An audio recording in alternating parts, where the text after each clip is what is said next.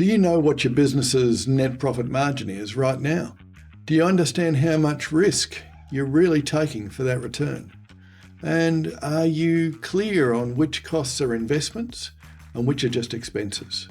Welcome to the Critical Few Actions to Improve Your Business podcast.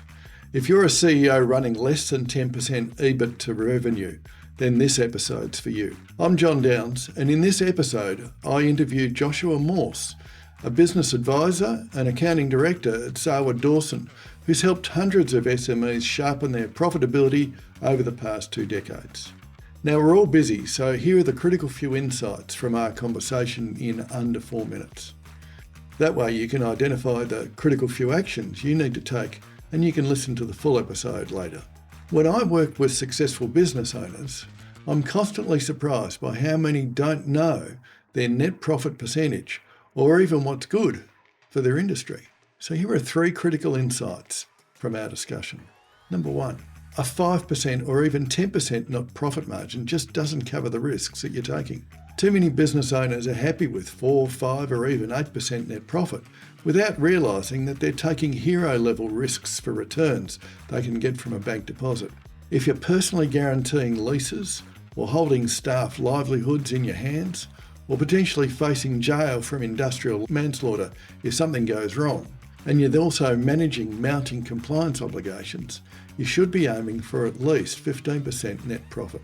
Anything less for the risks that you take, and you're often better off parking your money in a government-backed savings account. I know it's not easy, but it's something you've really got to think about carefully. So what can you do about it?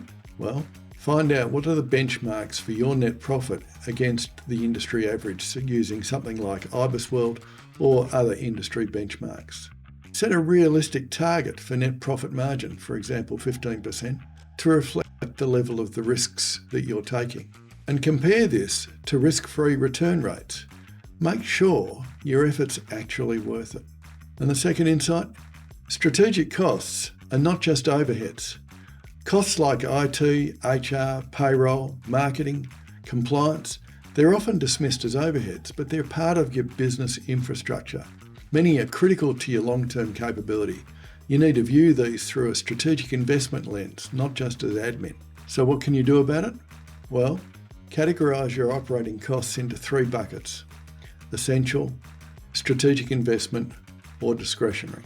Ask yourself, will this spend deliver future value or just a short-term fix? And then review these categories quarterly as part of your board or leadership rhythm.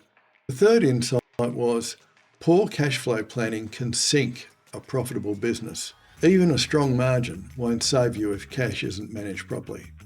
Too many leaders are flying blind on timing mismatches between income, costs and investment. That's where a 3-way forecast becomes critical. So what should you do? Well, build a 12-month 3-way forecast. That's your profit and loss balance sheet linked into your cash flow. You need to then update it monthly with actuals and test future scenarios, for example, growth or delays in payment or cost spikes. And then use it to make informed timing decisions, especially around taxes, wages and capital purchases. There was so much more in our chat, but as Joshua put it, good cost decisions require a strategic lens, not just a finance one. If this episode hit a nerve, listen to the full conversation and download the summary notes that follow it. Now think about this. What are your critical few actions?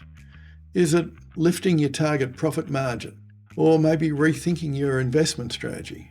Or is it finally outsourcing what's slowing you down and those $35 an hour tasks when you should be focused on the $500 an hour tasks?